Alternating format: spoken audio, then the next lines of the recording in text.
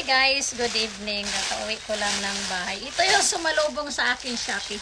Nabudol na naman tayo sa Shopee. But anyway, ano siya ito? Storage box na maliit. Katulad yung binili ko hapon, so mag-unboxing tayo. Excited na ako kasi para ma-organize yung ating mga gamit. Ito siya. So yan. So I love it. I love it. And I like it. Ito talagang sumalubong ko pag uwi ko ng bahay kanina. So, it's a long ride. Ay, sobra namang cute. Abay, ang liit naman palang boxes nito. Hindi katulad sa isang box ko na malaki.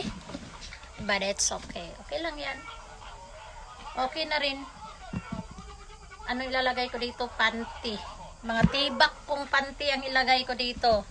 Kasi ang dami kong tibak. So, okay lang to. Ma-organize ko yung panty ko dito. Kasi may dalawa na ako. Diba? Wait lang.